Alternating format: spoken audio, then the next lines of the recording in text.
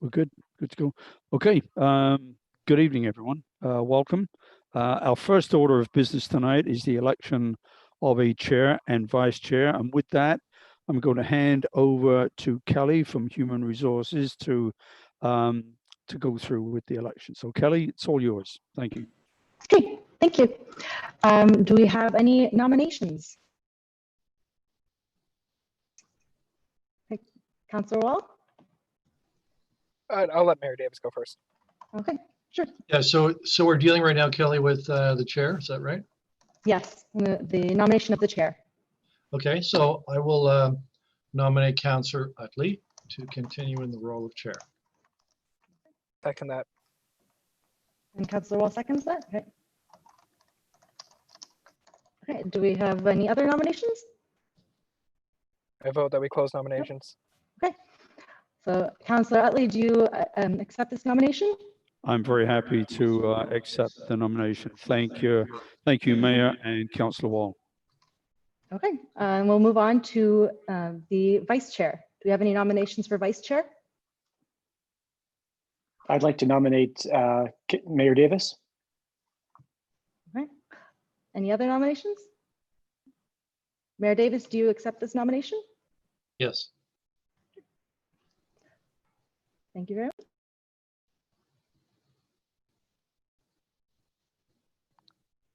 Kelly, you're all done. Thank you very much. Thank you, everyone. That's truly appreciated. Before we start, I'd just like to welcome councillors Antoski and Carpenter to our meeting. It's nice to have you with us. I'd just like to remind everyone there are 5 voting members on this committee. Mayor Davis, Councillor Wall, Councillor Bannister, Councillor Martin, and myself. But please, for Councillors Antoski and Carpenter, please do feel free to add your comments whenever you feel the need to. Also like to welcome staff to the meeting. There's a lot of staff members in the background playing a support role, and I've got great support here at City Hall from Melanie and Julia. Thank you both very much. So with that, Madam Clerk, would you please call the roll? Roll call has already been completed and we are set to continue. Yeah, oh, okay. You called the roll? It's been done? Oh, thank you. Hey, you got extra duty tonight. So thank you, Kelly. So that's been done. So now we'll start the meeting. Rules of procedure. I'd like to remind the task force and our viewing public of a few procedural rules for our virtual meetings in operating as efficiently as possible. And for those people viewing in tonight from our city, thank you for joining us and we welcome you. We hope you find the meeting interesting and informative. All members will be muted for the meeting to reduce feedback. All web cameras for task force members shall be turned on. This is to ensure quorum is maintained. Staff will be requested to join the video meeting should the need to answer questions of members arise. Any member of the task force should indicate they wish to speak by pressing the raise hand button on the participant list screen. Staff will lower the hand when you have been recognized by the chair for your speaking opportunity. In the event connections of service occurs that affects quorum of the task force, we may recess the meeting for up to 15 minutes and regain quorum. If quorum is not achieved, the meeting will be adjourned. So item number 3, members of the task force, are there any declarations of pecuniary interest for items appearing on tonight's agenda? I see no hands raised. We'll move on to 4, presentation delegations. There are no presentation or delegations for tonight's meeting. 5 items for consideration. We have 1 item for consideration on our agenda today. Staff will be providing an overview of the item. Could the staff speaking to this item please come forward and introduce yourselves prior to beginning your presentation? So with that, I ask Lise Soto, the Director of Facilities Management and Security, Patrick Bolina, Manager of Facilities and Capital Development, to join us, please. Hi, thank you, Mr. Chair. My name is Lise Sordo, Director of Facilities Management and Security, and I'll be providing the presentation this evening. Please fire away, Lise. I guess you have a presentation to come up. That's great. Yep, Thank you. It's coming up. Good. Yep, we got it. Okay, thank you, Mr. Chair.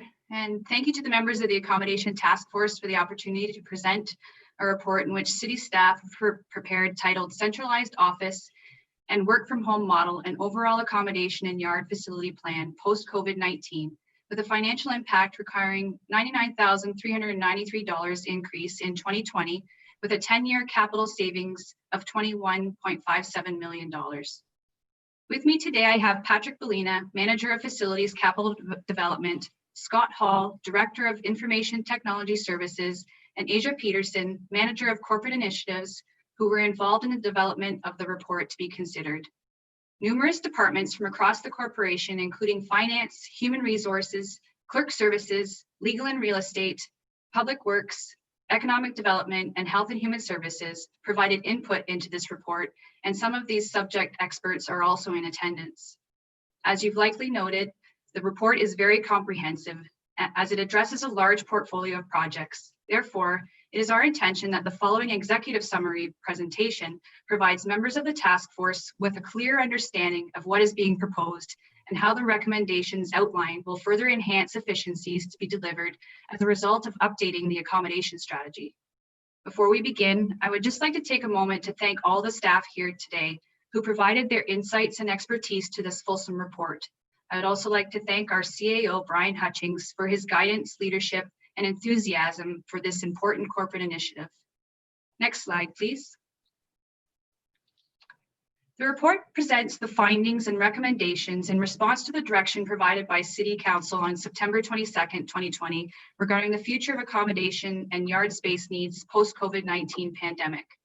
In this presentation, we'll explain why staff are recommending that the new City Hall become the centralized office for city administrative staff, and that a permanent work from home model be implemented to reduce the need for physical administrative workspace and realize significant efficiencies for the corporation.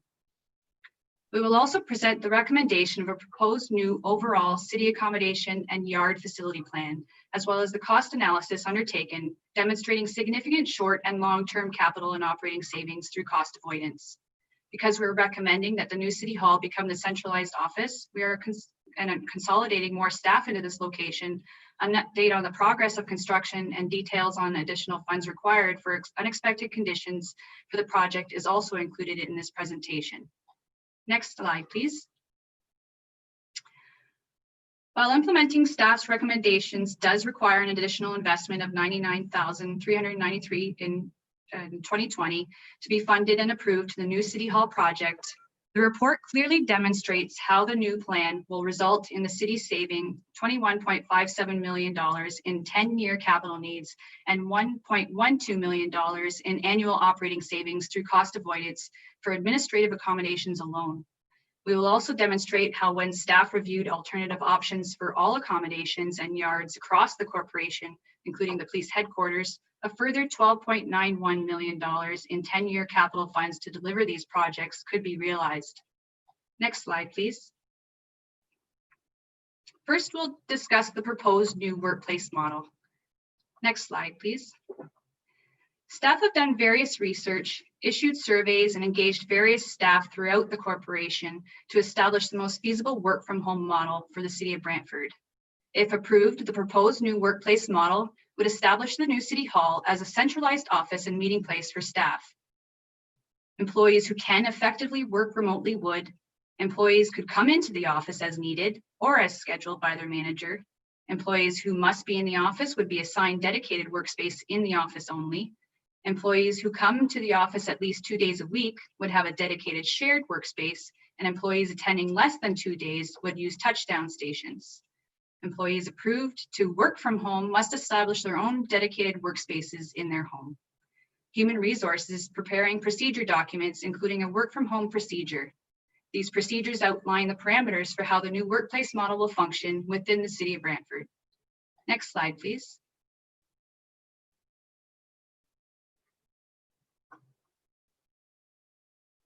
The new workplace model, which has been in place since the onset of COVID-19 pandemic emergency, offers various noticeable benefits to everyone, including employees, the employer, and for the city's residents. For the employee, they've seen a better work-life balance and more flexibility in their workday. They've also seen decreased illness with not being exposed to the virus. They're commuting less, and we'll see possible tax benefits if working significant hours from home. For the employer, which is the City of Brantford in this case, we can realize some decreased space needs, which will allow greater growth flexibility and decreased operating and capital expenses as a result of less real estate. We've also seen a significant decrease in sick time and improved productivity. This model type will also be very good at attracting and retaining talent. For the residents and the citizens of Brantford, this reduces operating costs and therefore their taxes. It also reduces greenhouse gas emissions as a result of less real estate and less commuting for improved environmental impact. It also will improve accessibility to services, including phone and virtual. Next slide, please. In June 2019, Council adopted the Corporate Energy Management Plan update with targeted reduction of 767 tons of carbon dioxide equivalent over a 5-year period between July 2019 and June 2024. Later in December 2019, City Council ratified the declaration of a climate emergency. The City of Brantford reportedly produced 15,000 tons of CO2 equivalent and GHG emissions in 2018, and this does not account for employees commuting to and from work. City buildings represent 51% of this total. The relocation of staff to a new city hall and divesting of surplus properties is estimated to reduce the overall administrative square footage by 34%, which translates to an estimated reduction of 134 tons of CO2 equivalent annually. Over a 3-year time span of operation, from 2021 to 2024, the city could achieve up to 52% of the Corporate Energy Management Plan's greenhouse gas emission reduction target. In terms of commuting, reducing travel by employees to and from the office translates to a significant greenhouse gas emission reduction. The city could exceed its emission reduction related to targets by 3.8 times by 2024. Next slide, please. The city's organizational change management team has issued a couple of surveys since the onset of COVID-19. The first was issued in May, which established the baseline on how staff was coping during the pandemic. 469 city employees responded. 192 of these identified they were working from home. 72% of those working from home felt they were able to work effectively. 86% felt they could comfortably maintain it for the long term. Some of the challenges they were facing included social isolation, communication with coworkers, and anxiety about the virus. A follow-up survey was later issued in August. It informed staff that a new centralized office and work from home model was being considered, and it targeted staff that were working from home. 166 responses were received from a previous 192 that responded that they were working from home. 71% were satisfied with the current arrangements. 95% felt equally or more productive. 79% felt they could permanently maintain their current work from home arrangement. The top benefits they reported was that they had no commute, which meant they spent less money and were able to sleep longer with that no commute. There was less exposure to COVID-19, and they found they had a better work-life balance. Next slide, please. However, working from home is not suitable for all positions. Those positions performing in-person customer services, in-field inspections and maintenance, and other tasks may negate the ability to work from home. Some positions may require supervision, especially within the first 90 days of probation and those that are students. Some of the challenges that may prevent an employee to successfully work from home include reliable internet connectivity, a potential for reduced engagement and informal discussions, and limited access to a dedicated distraction-free workspace. Next slide, please. Construction of the new City Hall is well underway, and staff are expected to move into this new location in less than 1 year. However, health experts are predicting that we may still be in phase 3 of the pandemic recovery a year or more away from now. In the interest of saving time and to seek cost efficiencies, staff from facilities have reviewed the existing floor plans for the new City Hall to ensure they comply with COVID-19 required workspace measures under the Occupational Health and Safety Act. This has been done by removing all of the 2x5 workstations that didn't meet 6-foot social distancing requirements. And we standardized on all workstations to typical 6x7s with 54-inch high partitions. Staff have also reviewed the number of employees to be accommodated in each administrative department to see how the new workplace model could be applied. If the proposed new workplace model is approved and adopted, most departments could reduce their space by an average of 33%. Floor plans would accommodate up to 400 staff, where they previously only accommodated 311, and 4 new departments could be accommodated. 56% of administrative employees will no longer require a traditional dedicated workspace. These employees will either have shared workspace or no dedicated space. Staff are recommending an allowance of $250,000 be approved to accommodate further floor plan changes and building upgrades associated with the new workplace model and added department accommodations. Next slide, please. Quickly as an example, the floor plan shown here is the previous layout of the second floor, which contained a mix of workstation sizes, including 2x5 workstations that do not meet the 6-foot distancing requirements. Those are the ones that are exampled and shown in the circle. Next slide, please. The revised floor plan shows 6x7 workstations as the standard. These workstations include 4.5-foot high dividing partitions to provide a barrier between staff while still allowing natural light to pass through the building. Even with the accommodation of staff from additional departments, there are still nearly 40 unassigned desks that are open for growth or flex, including touchdowns for workers without dedicated desks. In most cases, the floor plan is still accommodating 50 to 75% capacity of every department. A list of departments and services that will be accommodated in the new City Hall, along with their space ratios, is found in Appendix A attached to the report. Next slide, please. Staff from the IT Services Department have identified several technologies, infrastructure enhancements, and services required to support a long-term work-from-home model and mobile workforce. From a communication and collaboration perspective, the City of Brantford implemented unified communication technologies just over 5 years ago to support voice communication, video collaboration, and instant messaging.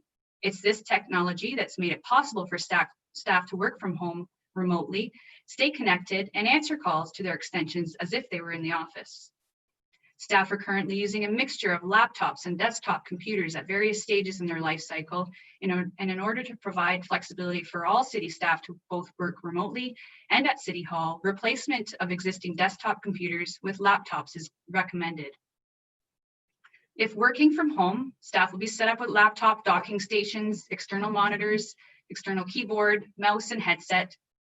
If they're only dedicated in the office only, they'll keep their existing workstations.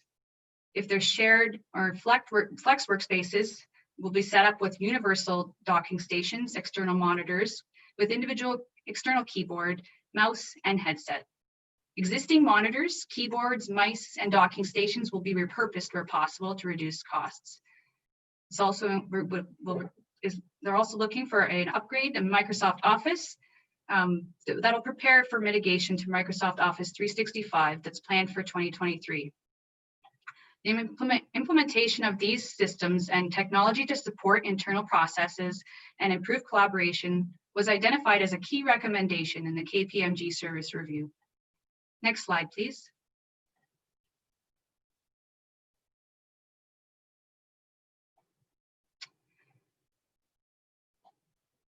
Next is the network and security, recommending 3 different network and security items. The first is enhanced antivirus solution, a next generation endpoint protection.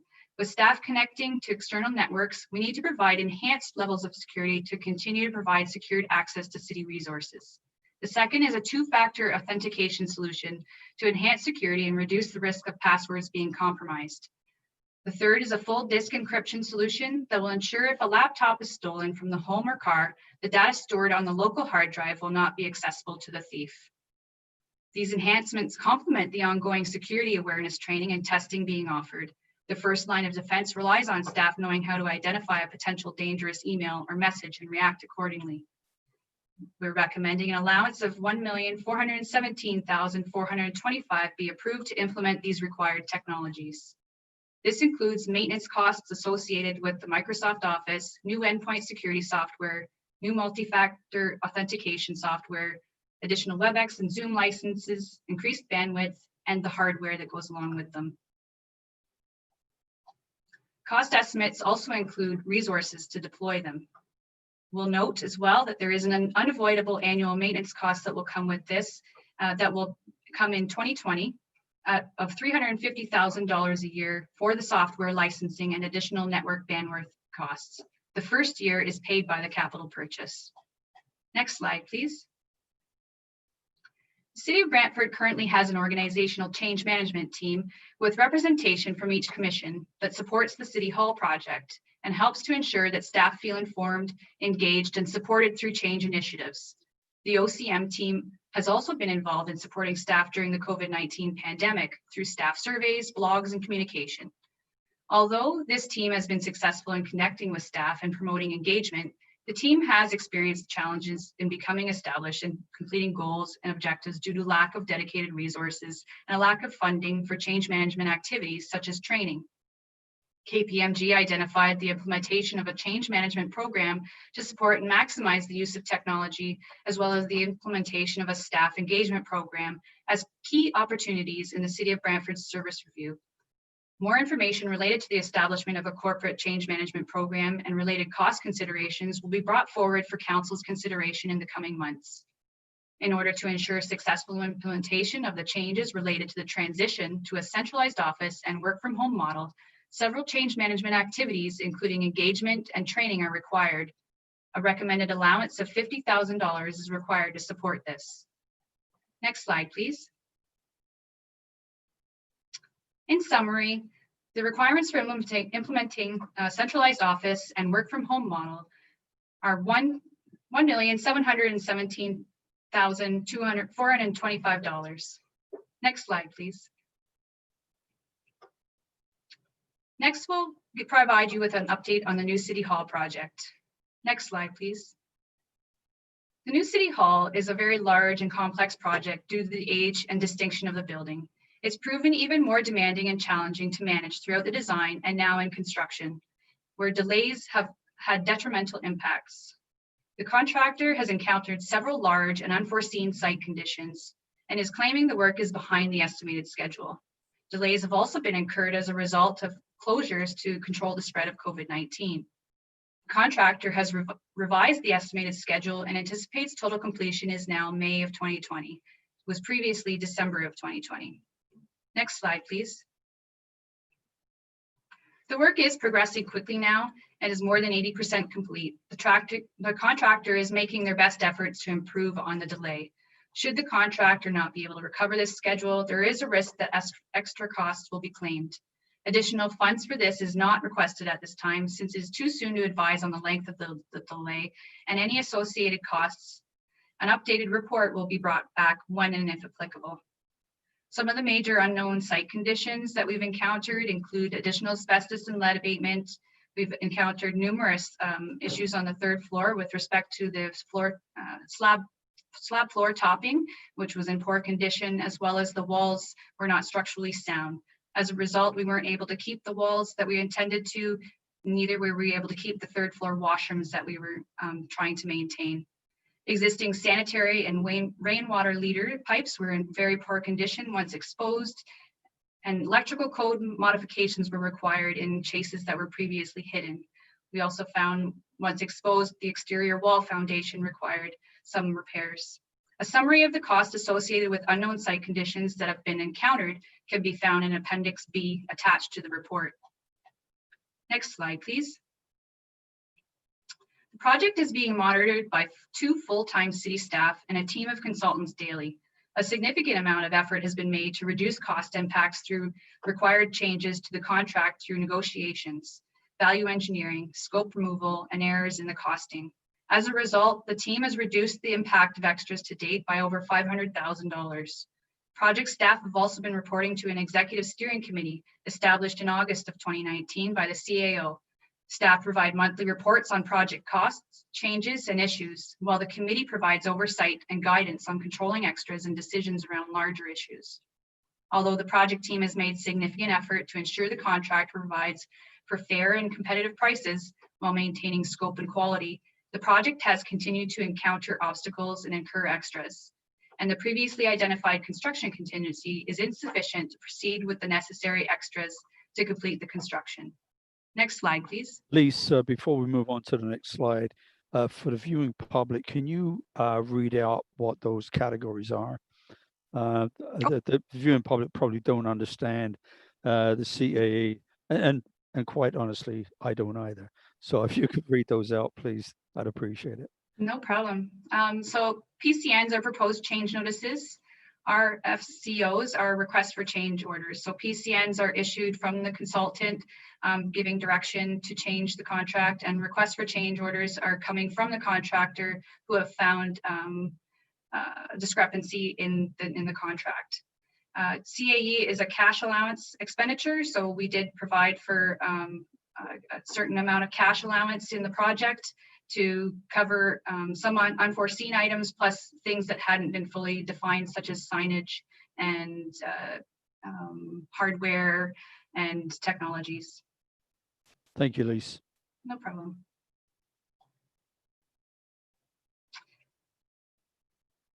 So construction contingencies are inevitable on a construction project of this nature, and typical industry allowances are minimum 10 and up to 20% of the construction costs.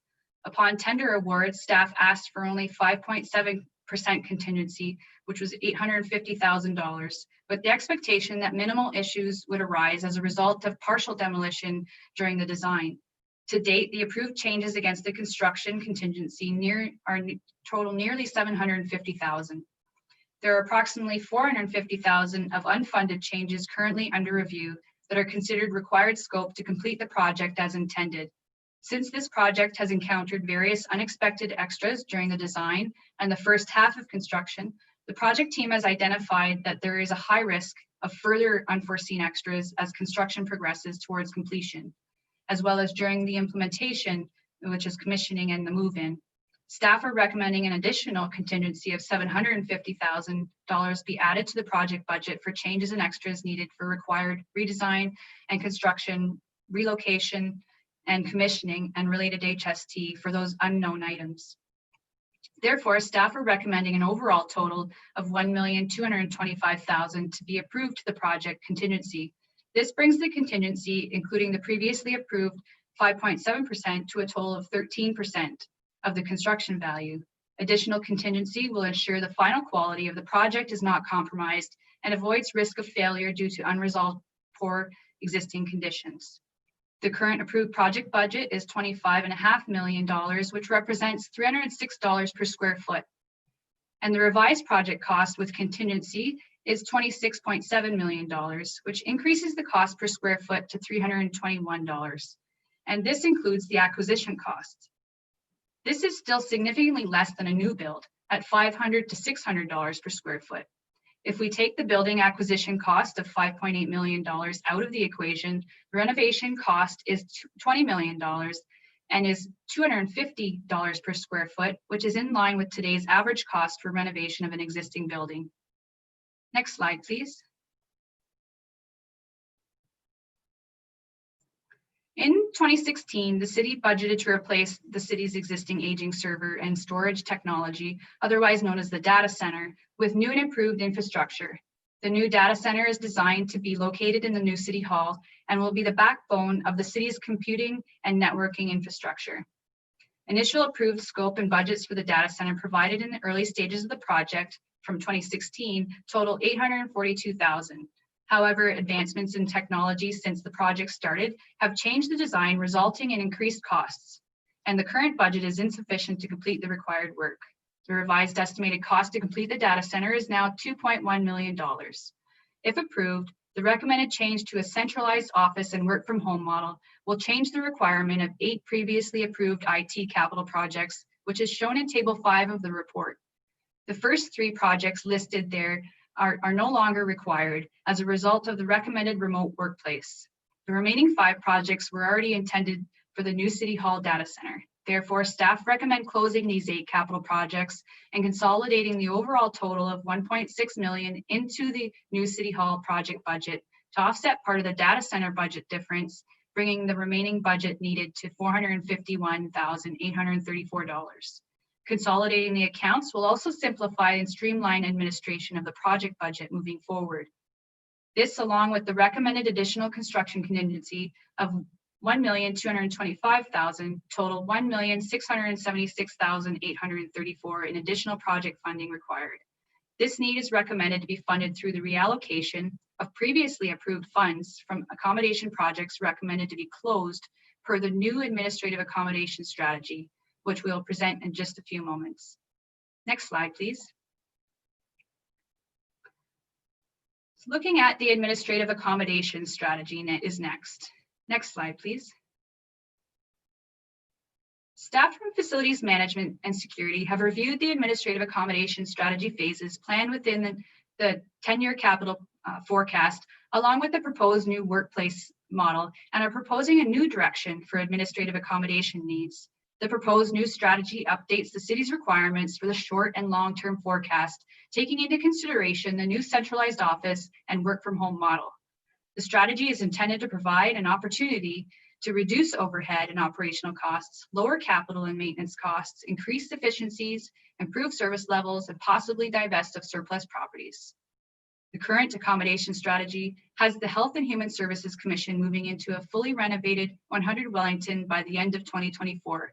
With updated estimates for the project and repairs and replacement identified in condition assessments, 100 Wellington requires $22 million in capital needs over the next 10 years. Therefore, staff have been reviewing alternative cost-effective options. If the proposed new workplace model is approved for implementation, up to 20 management and administrative positions within the Health and Human Services Commission can be accommodated at the new City Hall. However, the building design does not accommodate their frontline services, where approximately 105 Health and Human Services staff provide various services to clients living across the city. This presents an opportunity to decentralize health and human services across the city and further improve accessibility. With staff working primarily from home and services appointments offered by phone and possibly virtually in the near future, this does reduce their space needs exponentially. Within the revised cost analysis, staff has proposed a smaller 5,000 to 8,000 square foot main service center that could be leased within the limits of downtown for providing accessible in-person services for clients with space for staff to come into the office as required. Additional smaller service locations could then be set up at the city's own community centers, which would enhance the community's access to services, bringing them safely and conveniently to each part of town. There may also be a need to have a service location within proximity of the northern section of Brantford to accommodate the boundary growth. An approximate 2,000 square feet of space could also be leased. This reduces the estimated accommodation cost for health and human services to $3.5 million for any renovations or fit up of the potential leased and/or owned decentralized service locations. With the implementation of the work from home model in March, client attendance at scheduled appointments, which are now available by telephone, has gone from a 50% no-show rate to a more than 70% of clients attending scheduled appointments. An increased focus on digital services is in alignment with various provincial ministry modernization initiatives applicable in the health and human services operating environment. Staff are recommending that the decentralized service model option be further explored, developed and rationalized to confirm ideal and identify available service locations, and return with final recommendations, including updated Class D budget estimates and a defined approach with timelines. In the 2021 capital budget process, staff will be recommending $100,000 be approved to proceed with a space needs and location study. Next slide, please. Similarly, the current accommodation plan for the Provincial Offence Administration, located at 102 Wellington, includes major renovations to accommodate updated legislative court and building code and Accessibility for Ontarians with Disability Act space needs. The existing layout of the 9,151 square foot building does not lend itself well to modifications, as it is confined by its distinct architecture and concrete structure. Staff estimate that 15 to 20,000 square feet of space is required to accommodate their needs, which would require an addition to the existing building. Updated estimates indicate that an addition, along with temporary accommodations that would be required for the renovation and any updates to the building, would increase the capital need for this project to $8.7 million. Staff have evaluated this option against a leasehold space for the POA, and in the proposed accommodation, recommend exploring leasing opportunities for the POA court, including a potential lease at 220 Colburn Street location once the Health and Human Services Commission vacates the space. Wilfrid Laurier University offers various law-related programs at the Brantford location, and relocating the provincial offence court within space owned by Laurier could provide volunteer and educational opportunities. The cost implications of leasing space would reduce the capital project need to an estimated $5 million to fit up the space. In the 2021 capital budget process, staff will be recommending $100,000 be approved to proceed with issuing the request for proposal to perform preliminary design to confirm space requirements, investigate leasing options, and return with a final recommendation, including updated Class D budget estimates. Next slide, please. The Visitor and Tourism Center, located at 399 Wayne Gretzky Parkway, remains status quo in the current strategy, and the Economic Development Department only moving to the new City Hall, and various capital renewal projects required over the next 10 years within the facility. With the revised administrative accommodation strategy, including the new centralized office and work from home model, there is adequate space at the new City Hall to accommodate all of the Economic Development Department and the tourism administrative staff. And in terms of visitor services component, staff have also evaluated space available at the Wayne Gretzky Sports Center to accommodate a new location for a visitor services counter located at the front entrance of the Gretzky Center. Preliminary estimates for the construction of the service counter is approximately $90,000, which includes the new counter construction, digital displays, signage, and retail space for merchandise. There is an open project in the approved capital to update the existing visitor and tourism center's displays, graphics, and multimedia offerings that will cover the cost associated with the new visitor services counter. Next slide, please. The table shown here presents the updated estimated 10-year capital needs for the current administrative accommodation strategy, including estimated timelines. Both the current and the proposed strategy include the extra contingency required for the new City Hall project being requested and life cycle renewal projects identified from building condition assessments. The current strategy reflects the costs associated with not implementing the proposed new workplace model. The updated overall total capital needs to implement the current administrative accommodation strategy is $64.8 million. Next slide, please. The proposed new administrative accommodation strategy is one that is both cost-effective and flexible, and involves a combination of owning and leasing workplace facilities that will allow the city to remain agile to changing needs and alleviate any apprehensions of divesting of city-owned property. The proposed strategy includes the proposed workplace model and is estimated to reduce the expected 10-year capital needs by approximately $21.57 million. Next slide, please. Staff have also examined the long-term operating costs expected with both the current and proposed strategy. Operating expenditures include items such as equipment and building repair and maintenance, snow and waste removal, janitorial and security services, insurance, landscaping, lease and common area maintenance charges, and finance charges that are associated with debt on the projects. The revised strategy includes the unavoidable annual $350,000 technology increase to the operating expenditures as well. Operating and capital expenditures were examined individually and then brought together to provide an overall picture of the costs associated with the various options.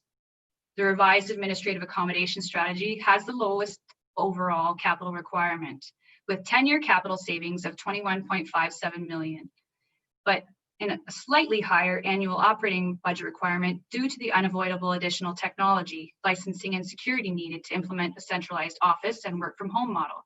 However, Once the cost of borrowing is added to the estimated annual operating cost, the proposed strategy has a $1,121,644 lower annual operating cost estimate than the current strategy has.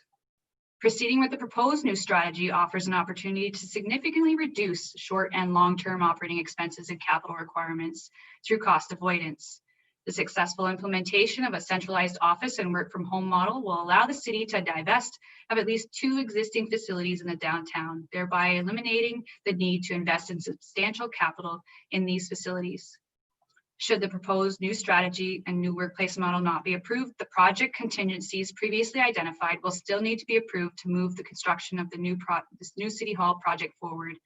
Staff will also need to apply the updated estimates to the capital plan in order to continue on with implementation of the current strategy. Next slide, please. Staff from Facilities Management and Security have also undertaken further evaluation of all major accommodation and yard projects across the corporation, currently planned within the 10-year capital forecast, including all major office, operational, and yard projects to ensure the most economic and efficient approach to the coming years. The evaluation takes the new work from home model and workplace model into consideration where feasible, although not much opportunity exists due to the in-person requirement for field operations.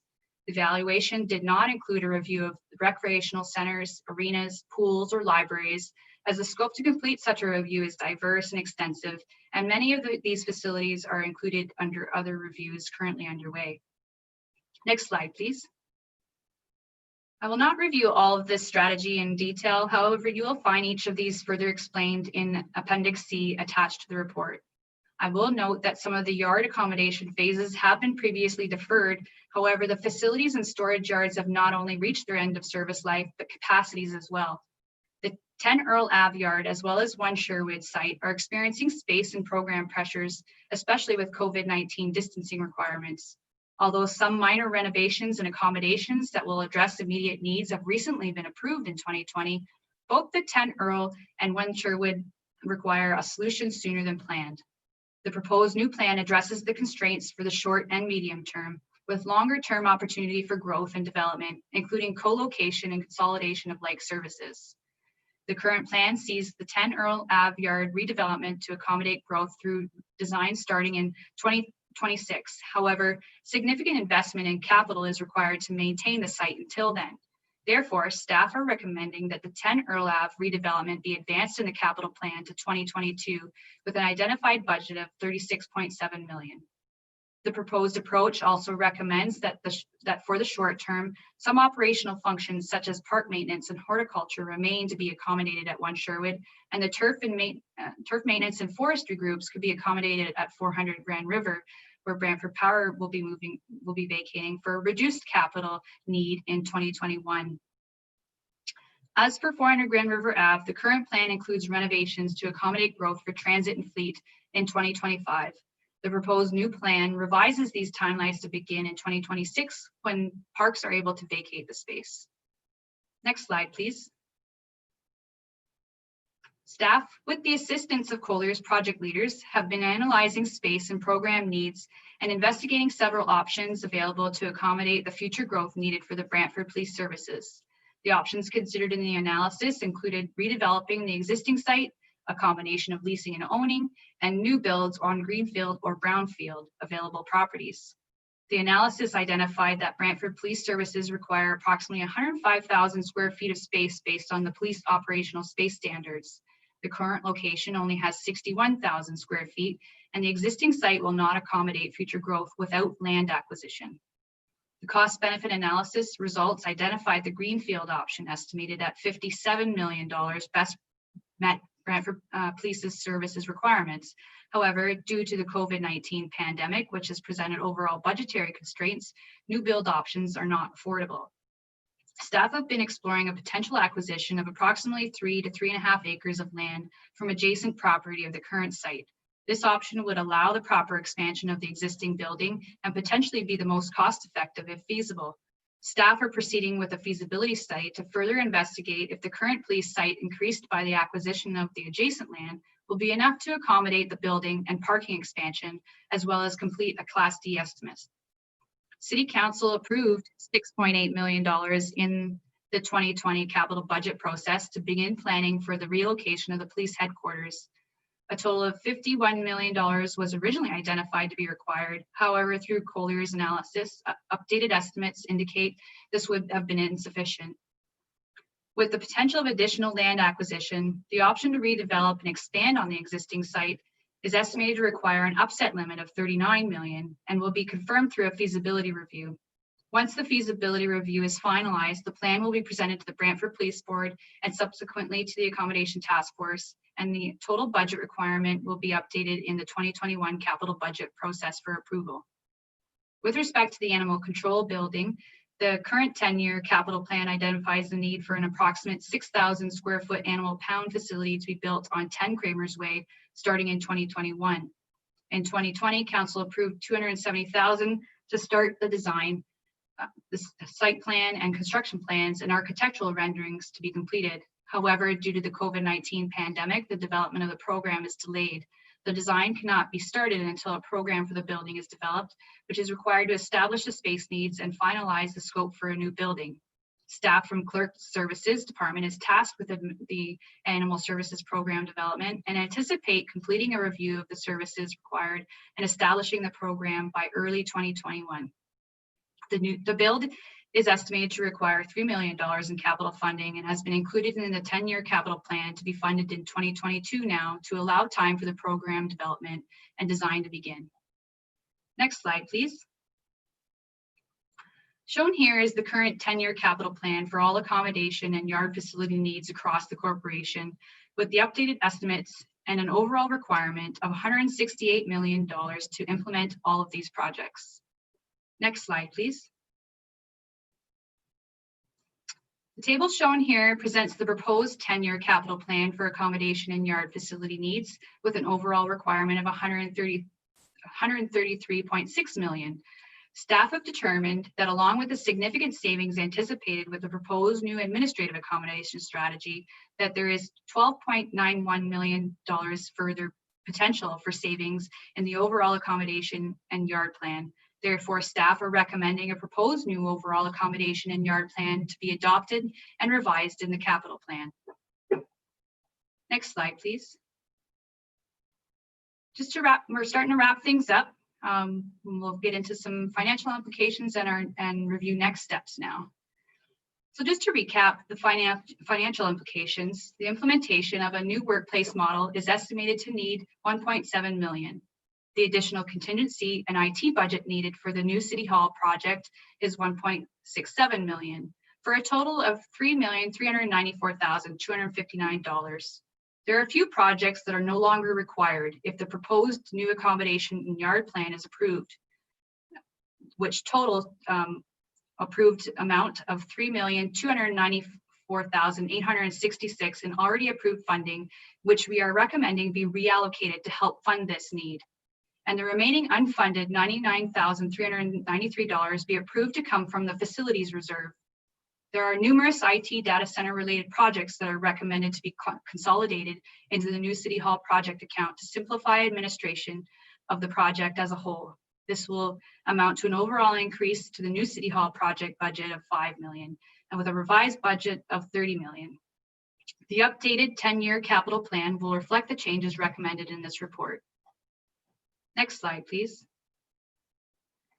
Approval of an additional $99,000 in 2020 is required. However, the proposed new workplace model presents opportunities to optimize the city's administrative facility stock by reducing physical space needs and providing short and long-term capital and operating cost savings through cost avoidance, including $21.57 million in savings in capital needs over the next 10 years and $1.12 million in annual operating savings. An estimated $12.91 million in further savings to the overall accommodation and yard plan were also found when staff reevaluated all major accommodation and yard projects across the corporation planned within the 10-year capital forecast, including all major office, operational and yard projects to ensure the most economic and efficient approach for the coming years. Next slide, please.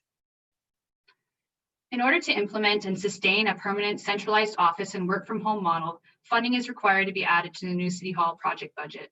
Additional contingency funds were also required to support construction changes and unforeseen site conditions in the new City Hall and for the related technology equipment budget. However, the proposed new workplace model presents numerous opportunities for cost avoidance for administrative facility accommodations. Facility staff have examined the overall facility accommodation plan for affordability and constructability and proposed a revised capital forecast that identifies opportunities for reduced administrative space needs, as well as provides affordable solutions for the short term as the world recovers from the COVID-19 pandemic, while leaving options open for change to the long term. The Accommodation Task Force is being requested to adopt the staff recommendations, which will be forwarded to City Council in the next cycle. The timely approval of the staff recommendations will provide the decisions necessary to move forward with the implementation of a new centralized office and work from home model and revise the 10-year capital plan. If approved, city staff are prepared to implement the proposed new centralized workplace and work from home model promptly and effectively. And staff will report back to the Accommodation Task Force later with confirmed scope and Class D estimates for several of the projects. Should the task force or City Council choose to postpone consideration of the request for additional funding to the project, work from home will not be sustained for the long term and significant future investment in technology upgrades is foreseeable. And without the funds needed for the project contingency, the final quality of the project will be compromised and the risk of failure due to existing conditions is probable. Next slide, please. So this concludes our presentation. Thank you very much for your attention throughout, and we're happy to answer any questions that you may have. Thank you, Lise. Very much appreciate the presentation. That was a long, you must be pretty dry mouthed by now. That was an excellent report and very well presented. So thank you. Before we go to questions, and I notice that Mayor Davis, you've had your hand raised for a while, and I see Councillor Martin is raised, but I need a mover for item 5.1, centralized office and work from home model and overall accommodation and yard facility plan post-COVID. Can I get a mover, please? Councillor Davis, Mayor Davis, sorry, got a demotion there. Mayor Davis, could you read out the motion, please? Sure. It's long too. Staff report 2023-49, overall accommodation yard facility plan post-COVID-19, and the new City Hall update be received. B, that staff be directed to prepare the implementation of a new centralized office and work from home model and make the implementation of digital services a priority. C, that staff be directed to amend the 10-year capital plan according to the revised proposed overall accommodation yard and facility plan described in the report we just received.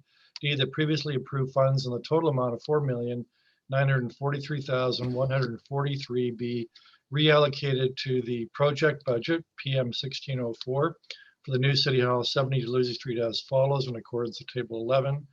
$3,294,866 from unused debenture and reserve funding previously allocated to PM 1801, the Accommodation Strategy Phase 4, and PM 2004-102 Wellington renovations, and $1,648,277 from IT 1903, which is the mobile workforce, IT 2003, security platform, IT 1802, virtual desktop infrastructure, IT 2002, server and storage upgrade, IT 1405, software upgrades replacement, IT 1503, software upgrades replacement, IT 1804, data center re-architect, and IT 1902, network infrastructure upgrade. And E, that a total increase amount of $99,393 to the development of 70 Dalhousie Street be funded from the Facilities Asset Management Reserve, RF 0526. F, the capital projects, PM 1801, PM 2004, IT 1903, IT 2003, IT 1802, IT 2002, IT 1405, IT 1503, IT 1804, and IT 1902 be closed. G, that the necessary bylaw to redirect previously approved debenture financing to the new City Hall 70 Dalhousie project be presented to Council for adoption. H, that staff be directed to include in the estimates process commencing with the 2022 budget an unavoidable annual operating budget increase for the IT department of $350,000 for ongoing costs associated with upgrades to technologies and security. I, that staff be directed to further develop the following project details, implementation plans, and Class D cost estimates, and report back to the Accommodation Task Force as soon as possible for a decentralized service model for delivery of health and human services, alternate locations for the Provincial Offences Court Administration, and the expansion and redevelopment of the existing Brantford Police Service headquarters, including any necessary land acquisition. So I need a seconder for that. Yes, thank you, Mr. Mayor. Get a second, please. Councillor Van der Stelt. Okay, we have two in the lineup for questions. Mayor Davis, you're first, followed by Councillor Martin. Yeah, so first of all, I want to thank Lisa. That's your first major report to Committee of Council. You did a great job. Very clear, concise presentation on a very, very complicated subject matter. But question for you, I understood most of it, but in reference to the Provincial Offences Court, which of course is, right across the courtyard here at City Hall, what's the thinking behind moving that?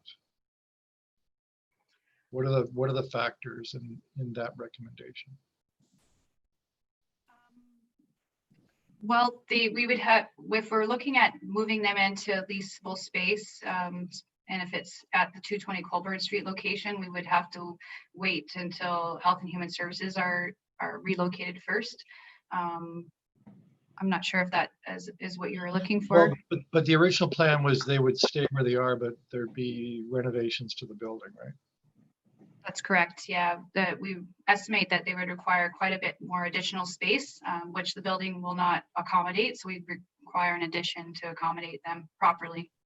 So that's why you believe the cost of having that court and the court administration facilities move elsewhere would be cheaper. That's correct. The cost of an addition is very significant, as well as the upgrades required for the 102 Wellington building. And is there any other advantages to moving to the Market Square building? Yeah, there's various advantages to co-locate with the Wilfrid Laurier University, as well as that it would reduce the upfront capital. It would require us to pay a leasing and common area maintenance charges. However, we wouldn't have to pay any kind of life cycle costing that comes with owning properties, including large capital investments for any upgrades to the building. Right. And one last question, if I may, Mr. Chair. Sir, if I could. So, I just want to add to Lisa's response, Mr. Chair, if I can, and I think that's what the mayor is looking for. Just, Mr. Mayor, we have had discussions with, if the move happens, we have had some preliminary discussion with Laurier University. As you know, they have a social work program as well as a criminology program. They think this would be an excellent synergy for them, their students working in and out of the courts and learning other experience and experiential learning. For them, that'd be a great asset for them to have on their campus and in that site. If this were to happen, to all the technical things Lisa's talking about, facilities, but also to the synergies with Wilfrid Laurier University Brantford campus. Right. So one last question, if I may, Mr. Chair. Earl Ave, the yard, the public works yard. So I'm very pleased to see that work is being advanced, and I'm sure many of the people working there will be very happy to hear this. But to what degree is it being advanced? Like, how many years will that be advanced by? Well, the design wasn't planned to start until 2025 or 2026. So we're moving that up by 4 years to start the design in 2022. So it could take up to 4 years to go through the design and the redevelopment of the site. But you've moved up the start date for all of that by 4 Right. years, right? Yeah. Yeah. But there is a timeline involved in the redevelopment of the site. So had we started in 2026, they probably wouldn't be occupying a new building until 2030. Yeah, completely inadequate facility even now. So glad to hear that. That's it. Thanks, Chair. Mr. Chair. Thank you. Thank you, Mr. Mayor. I've just been advised by the clerk that Councillor Van der Stolt, you're not a member of the committee, so I need somebody else to second the motion, please. Councillor Martin. Councillor Martin, thank you. Thank you very much.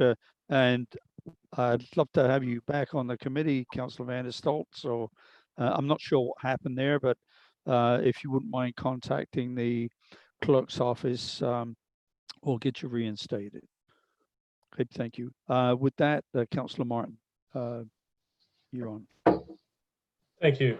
A couple of questions. First, the plan calls for purchasing additional laptops, I believe, does it not? To facilitate the work from home? That's correct. Scott Hall is with us to discuss any related IT related questions.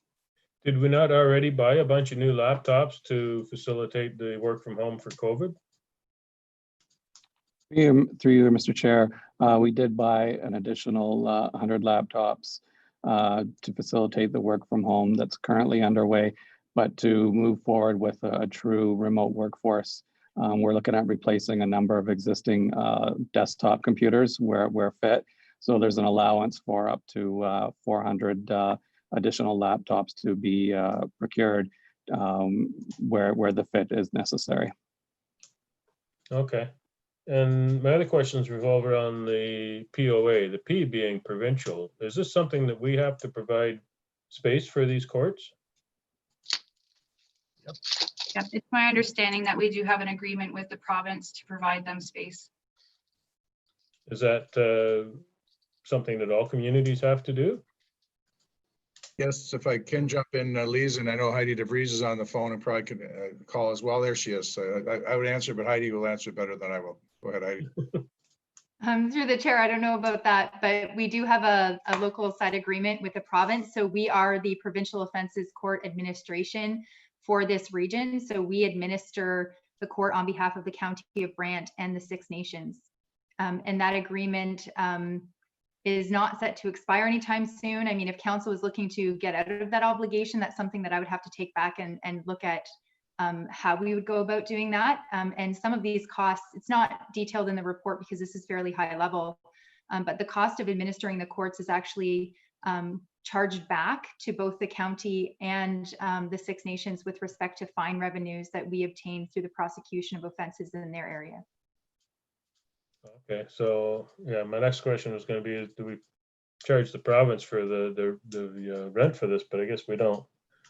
Okay, and do we know if Laurier is interested in a long-term lease arrangement for the court so that we're not faced with finding them a new location 7 or 8 years from now? So I'm sure Mr. Hutchings has had more discussions than I have, but we're in the process of actually drafting an MOU with Laurier so that we can undertake these discussions in more depth, but it certainly would have to be a fairly long-term lease with substantial notice provisions in order to move a facility of that nature. One of the reasons that we're pursuing this particular location is given the fact that we have had city staff in this location. It's in the downtown core, and it's very important that the seats of government and including the courts are in a location such as this. There would be some synergies too, given its proximity to the new city hall, as well as the fact that there are potential opportunities with Laurier to look at. I'm going to use the term partnership in a non-legal sense, but perhaps some opportunities for educational involvement for students and synergies for their classrooms as they relate to the courtroom. And I do just want to note, Lee's did a great job of highlighting this, but the current location at 102 Wellington does not lend itself to upgrades. The facility is very much like our current city hall, so it is a giant block of concrete. And we actually are not currently, while we're grandfathered, we don't currently meet the courthouse requirements of the province of Ontario, which requires appropriate separation between the judiciary, prosecution, and the administrative branches. And while we're making do using certain protocol, certainly not ideal. We would also require upgrades to holding cells.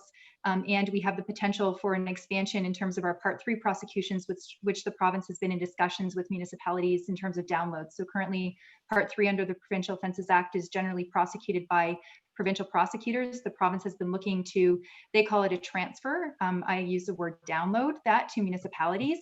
And it's something that we are currently in negotiations with. So If that happens, currently our Part 3 prosecutor's office is in a photocopy room. So we would have to look at where we could place that particular office. There's absolutely no room for expansion. And that court also hasn't been able to accommodate technology in terms of using video translators, which costs us quite a bit of money to have translators come in. And in part, that's due to the old infrastructure within the concrete walls. And Scott Hall could speak to that more clearly. But it has become very clear through some of these assessments that it will be a very difficult and very costly renovation, even just separating the HVAC systems or the systems that are connected to the current 100 Wellington Square building, that we thought would be around, I think, the $800,000 mark, and it's looking to be a lot more expensive.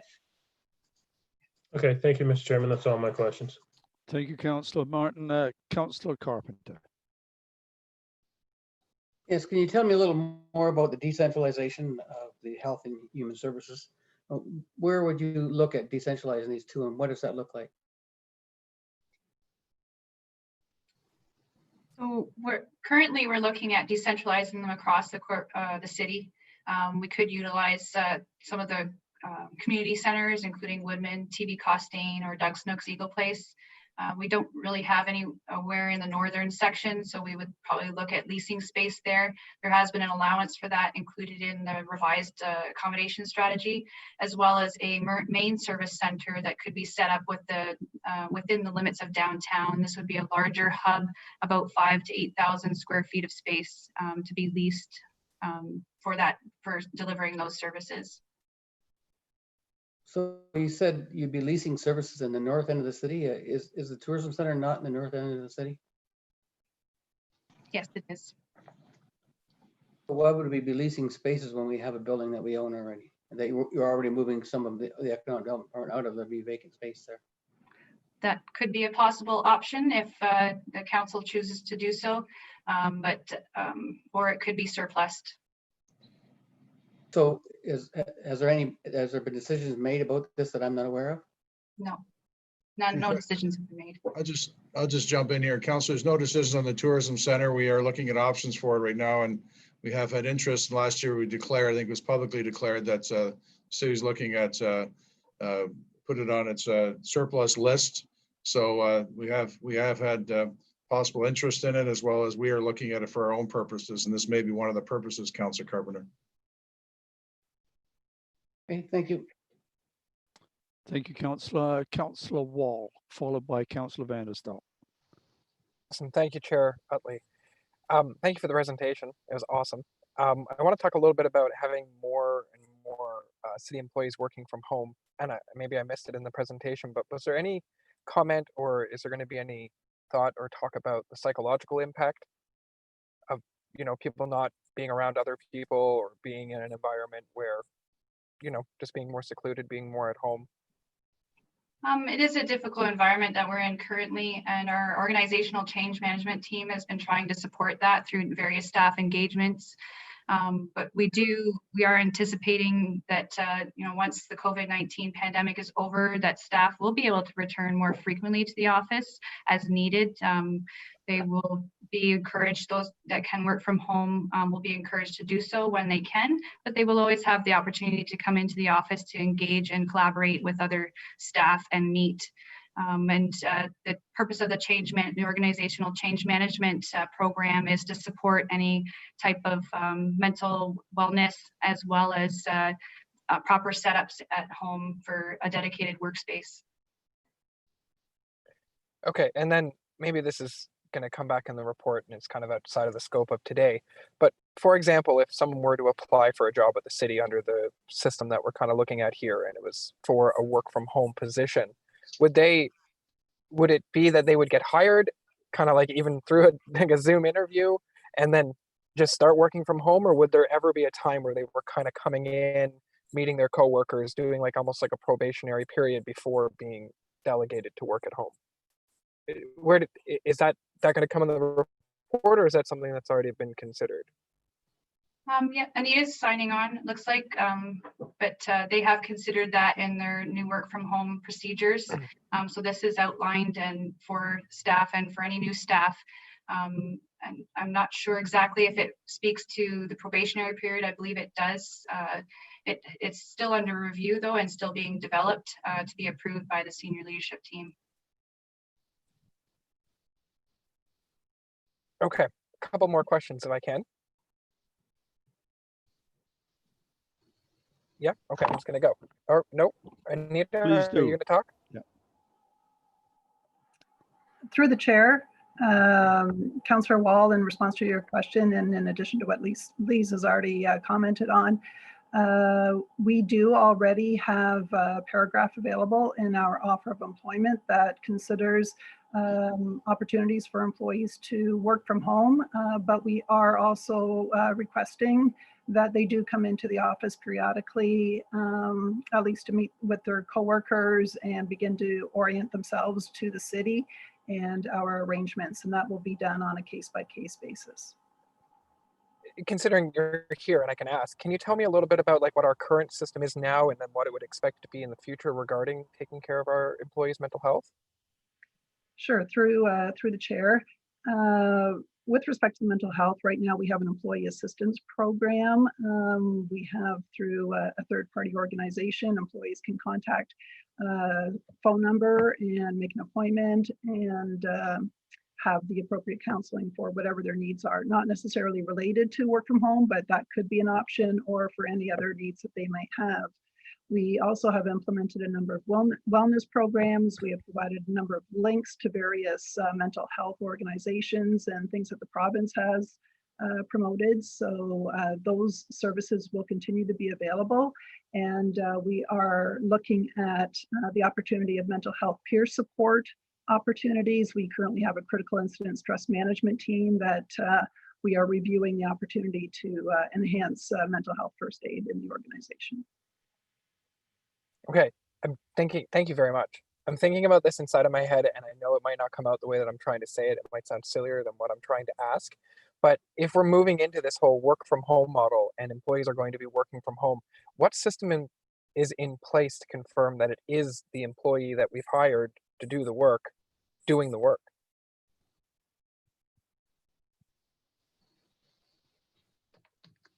Through the chair, I believe that's more of an IT question in terms of the IP addresses and who it is that's actually logging on, doing the work that's required.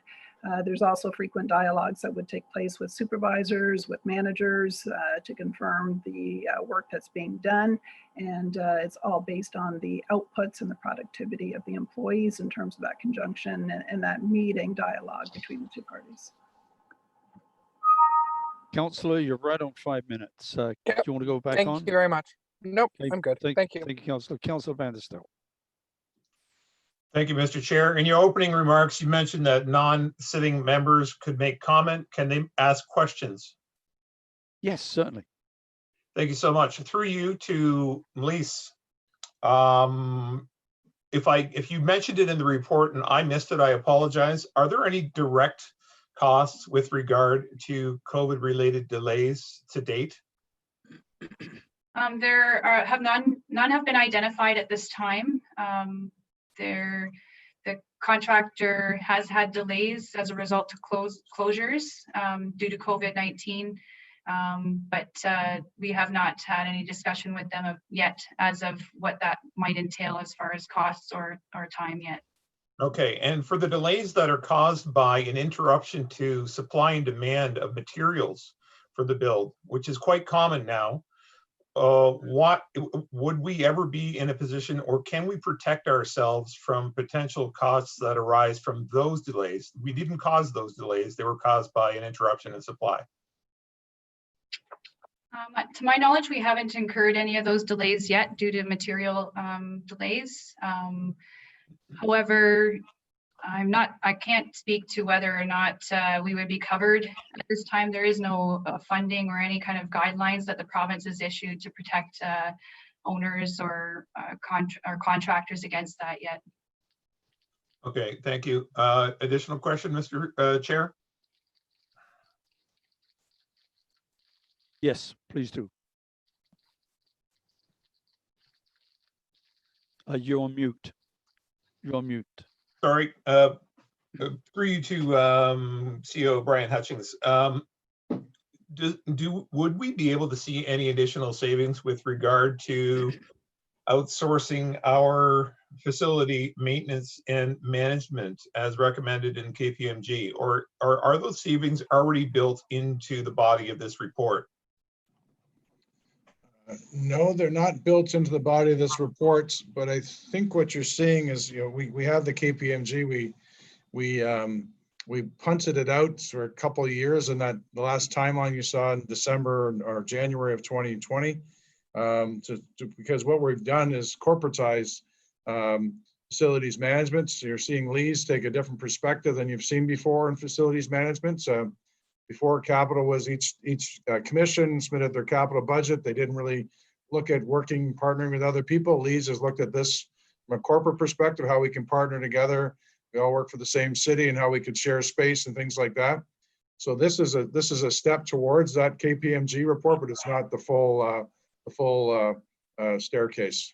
Okay, so long story short, we would be able to potentially see additional savings if, after we've gotten all under one roof, at least the management thereof, we could see additional savings to the result of what, 500,000? Is that what the target we were looking at? There's no target. I don't believe there's any target set there, Councillor, but I was going to answer yes to your question, but I can't answer to the number. I won't be held down to the number, but that's what we're working towards. When you start seeing shared space and shared work like mechanics areas and things like that, yes, we will see some savings in the road when we look at this consolidation. Thank you, Mr. Chair. Thank you, Councillor. Much appreciated. There are no more hands raised at this point, but I would like to ask one question of staff and make a couple of comments. Under 9.4, there was a statement regarding that the budget estimate or the contingency was too low at that time, and I just want to be assured that moving forward on other projects that we have a high and a low of what that contingency is. We're more than double what our original estimate was of 5.7%, and I'd rather go high personally than and then hopefully we don't use all of that contingency, then have to ask for more money on an ongoing basis. That's one. My little pet peeve under 9.3.3, could you please consider change management to process improvement or continuous improvement, more in keeping with common language around around improvement to what we do. Then lastly, the visitor and tourism relocation, will that be coming back to council with a opportunity to look at different options?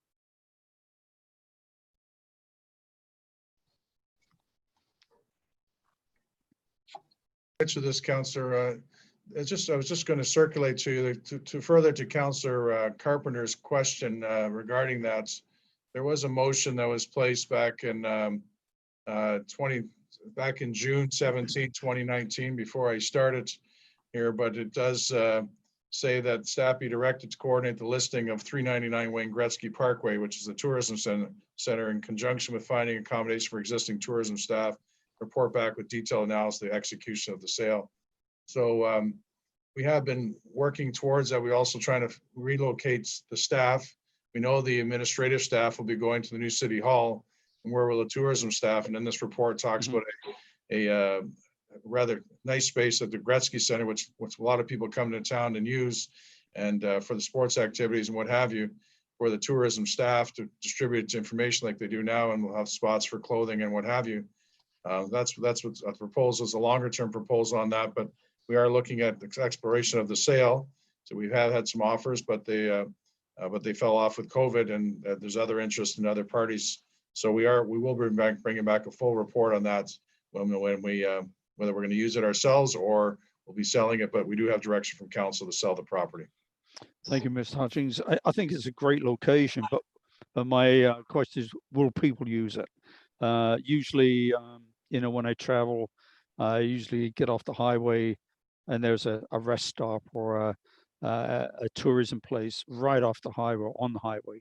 And, it gets pretty packed there, at some of those stops especially in the US. So I just want to make sure that we make the right location and that people do use it coming to our great city. So thank you, Mr. Hutchings. I've got two more hands up, Mayor Davis, followed by Councillor Carpenter. Yeah, thank you, Chair. In terms of comments, I've got a lot of comments about a long report. So long comments, long report that kind of match. But first I want to say about, this plan to decentralize health and human services. What a great idea. I mean, a lot of those clients, to come in for personal appointments or the downtown office, they got to take the bus, bum rides with their friends. And these are people that are on Ontario Works and ODSP, and, every bit is very expensive to them. Plus the idea of really fully utilizing our community centers. What a great idea. The other thing is, it'll change the mix of people coming into our downtown, which is a good thing. And then, of course, the savings of the $22 million that we'll not have to spend to renovate the building I'm currently sitting in, as described by Heidi, the concrete block. And what potentially could this building be used for? That's a pretty exciting concept. There's been some preliminary discussions with Conestoga, Laurier, the province, a lot of different possibilities for this very unique building, which is actually quite exciting. The other thing is that, looking at this workplace model, this is the city being what I've seen happen in the last 6-7 months, being nimble, being adroit, looking at COVID-19, what it's doing to us, our workplace, our community, our world, and taking advantage of that. And part of that is, it was a great revelation to me, this working from home. And there's, tremendous advantages to that they've talked about. But I also like the fact that they have, I call it the touchback. You've got to have the staff coming back in, whether it's weekly or bi-weekly, so they maintain that personal human connection to the place they work in. And it's what a great plan that staff have come up with to utilize and maximize the space we have, but still incorporate the elements of what I call touchback and the human content. And I commend them, and not just leads. There's a whole committee of staff that have worked on this, the hours they put into this, a tremendous effort with great results. The other thing is that, this is going to make us, we've had a problem here in terms of keeping really talented staff. And I got to tell you, we've got some very talented younger staff. Well, when I'm 65, I guess anybody younger than 55 is young, but really talented middle managers. And we've had a history of losing these people to like Burlington and Oakville and Toronto.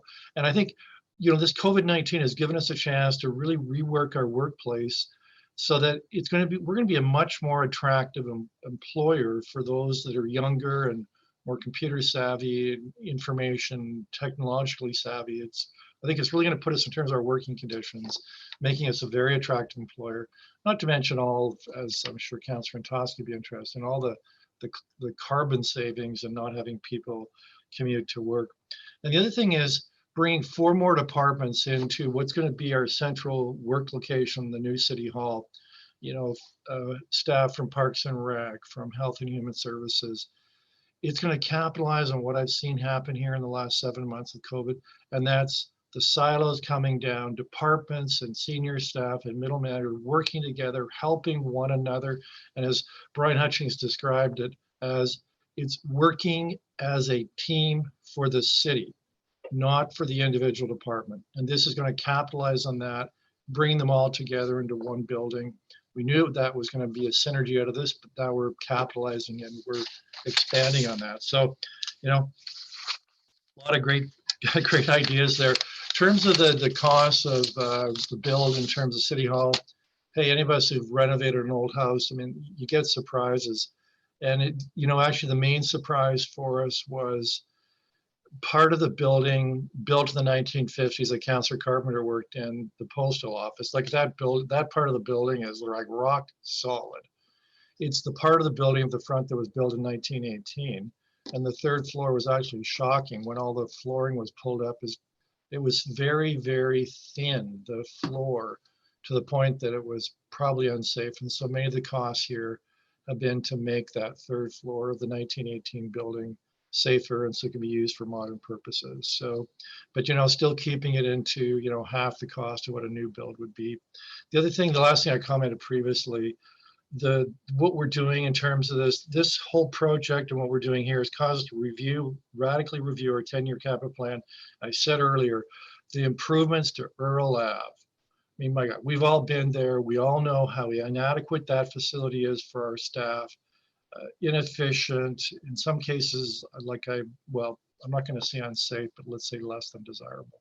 And I'm really glad to hear, very, very happy here, because of what we're doing with New City Hall and what that's adding as a catalyst for advancing that work. Absolutely necessary. And I'm sure the Public Works would certainly agree with that. So lastly, just want to say to the staff, again, I think you've done a tremendous job here in terms of pulling all these various threads together in terms of our capital plan, operational efficiencies, under the leadership of our CAO. I think the staff have done a great job here in dealing with what we've been dealing with the last 6-7 months, whether it's issues in respect to the build at New City Hall or COVID-19, turning that to our advantage. Mr. Mayor, you're over 5 minutes. Could you? Well, I get pretty passionate here, so I'll just. I know. Yes, thank you, Mr. Chair. Okay, you're most welcome. Thank you for your comments. Councillor Carpenter, before you start, I owe you an apology. I didn't recognize you as a member of the task force, so I do apologize for that oversight. I was going down who was represented from each of the wards, and there was nobody on my list for Ward 4. So I've been just checked with the clerk, and yes, you are a member. So you're on the floor. I was kind of wondering why I got an invite. Okay, I just want to ask the question on when staff say they're going to report back and later confirm the scope of Class D. When is that they're going to report back? And when they report back, they're reporting back on potential offense administration, potential lease and alternate locations. The decentralized health and human services, you're going to identify locations by that time, and the police service expansion and redevelopment, the existing location for potential land. When we report back on those things, because I haven't really seen a need yet for the Brantford Police Services expansion. My understanding is police work out in the field, so I'm trying to understand why they actually need more administration space than what they already have. I haven't been convinced of that at this point. So will that rationale for why that need is, or the need is thought to be there by the Police Services Board, why that need's there, will that rationale also come back to us, and when will this happen? So I'll answer the first part, Lise, and then you got second. So you can see the report structured in such a way, Councilor, that beginning parts of the City Hall and things like that are definitive. There's a motion on them. The other things are a bit of a for lack of a better word, foreshadowing, or it's not foreshadowing, it's the wrong word. It's just forecasting future. We're at Class D. We will bring them back, and I'll let Lise talk about when the timing around those, that bringing back those 3 or 4 initiatives back to council and this committee. Thanks, Brian. Yes, through the chair, we're looking to bring back the police one sooner than later. We have been working with a consultant to analyze their space and program needs, who have identified the need for the 105,000 square feet. There was an analysis done in 2016 as well that identified space needs for them, and very close to the 105,000 square feet for the long-term growth needs. And this was based on the police operational space standards. So they do require a certain amount of space for training and equipment and storage, as well as things like evidence and reporting. And they also have a 911 center, along with other specific programs involved in the Brantford Police Services. We're hoping to bring back the Health and Human Services decentralized report next year in 2021, once the funding's approved to do a space analysis and location analysis, as well as for the POA as well. We're looking to bring back a report in 2021 once we've completed a fulsome space analysis to to finalize exactly how much space they will require in a leasing opportunity. Okay, thank you. Anything else, Councillor? No, I think that's fine. Okay, thank you. I don't see any other hands raised, so we'll call the vote. Hang on. Go ahead, Mayor. Yeah, thanks, Mr. Chair. I just want to assure Council Carpenter, I came into the Police Service Board probably being I'd say a very large skeptic as well. Since I was on council, we built that news station back in, well, it's no longer new.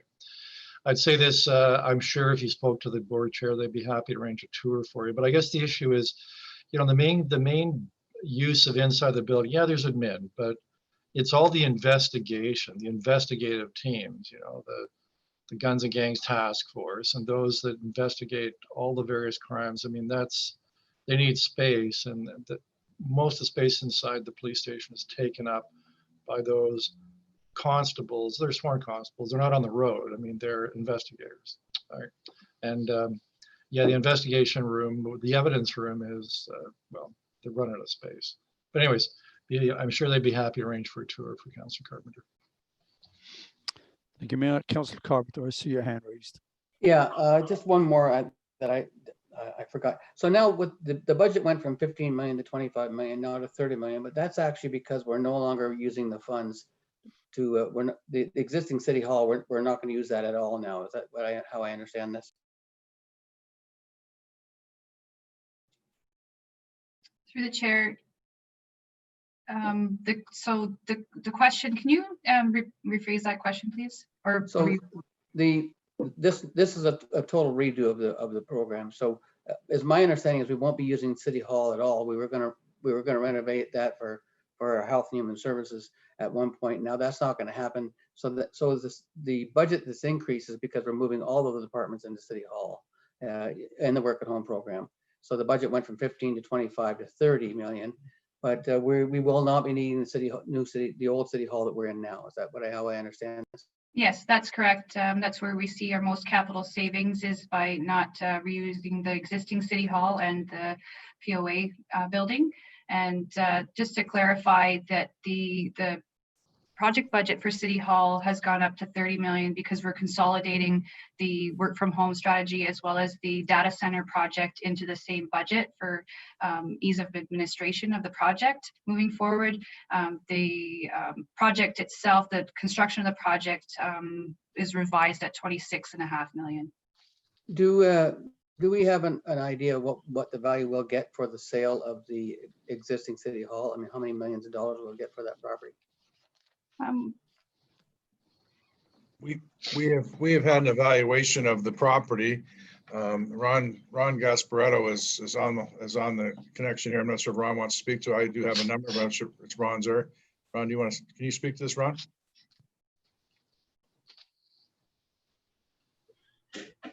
Thank you. Through the chair, yeah, we have had an appraised value completed back in 2019. The figures ranges. There was a couple different approaches used. There was an income approach used as well as a comparable property approach used. And I think I don't have the appraisal in front of me, but I believe it was in the proximity of 5 million. 4.5 to 5 million, Ron. Yes. Thank you. Okay, thank you. So that'll help in some of our costs as well going forward.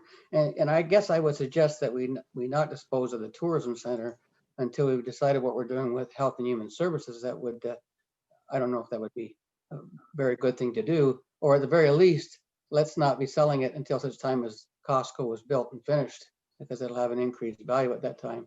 Selling it in advance of that would be, I think, selling ourselves short. Okay, thank you. Thank you, Councillor Carpenter. Okay, I see no other hands raised. So, Madam Clerk, will you please call the vote? It's voting by show of hands. So, when I ask all those in favor, keep your hands raised until the clerk has called your name. Thank you. Okay, I see Mayor Davis. Councillor Carpenter, you're good. Okay, Mayor Davis. Sorry, I'm just Councillor Utley, Councillor Carpenter, Councillor Weaver, Councillor Wall, and let me just scroll over. There he is. Councillor He's got Wall. his hand, yeah, he's got Yep. his hand raised. Yeah. And I see Councillor Martin anywhere. I said your name already, Councillor Wall. You can put your hand down. Thank you. Okay, that's it. Thank you. Could you announce the results, please? Okay, it is carried. Thank you. Thank you. We have only one consent item, and that's the minutes of our accommodation task force meeting, October the 22nd, 2019. That's just a little over 11 months ago. My gosh. Could I get any discussion? Or I'm sorry, I need a mover. Come on, don't be shy. I'll move it. Councillor Weaver. Thank you. Councillor, seconder, please. Councillor Martin. Any discussion? Okay, all those in favor, raise your hand and keep them raised until the clerk has called your name, please. Councillor Utley, Councillor Martin, Councillor Wall, Mayor Davis, Councillor Weaver, and Councillor Carpenter. Thank you. Thank you. Thank you very much. There were no resolutions or notices of motion, but there is one item to just private and confidential on the agenda. So could I get a mover for the motion to go in camera as listed on the agenda, please? Councillor Weaver, seconded by?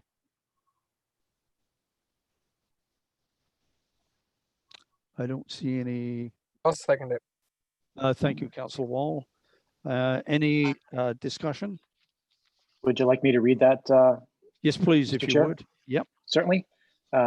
Item 9.1 is 70 Dalhousie renovation project update, that the task force moving camera to consider the following.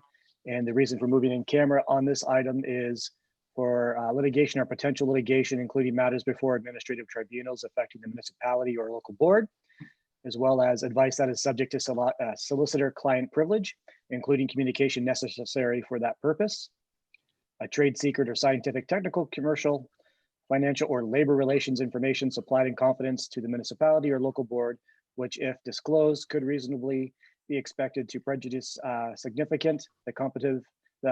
competitive position or interfere significantly with the contractual or other negotiations of a person, group, or persons or organizations. And finally, a position plan, procedure, criteria, or instruction to be applied to any negotiations carried on or to be carried on behalf of the municipality or local board. That's a mouthful. Thank you, Councillor Weaver. Appreciate it. We will now call the vote. All those in favor of going in camera, please raise your hands.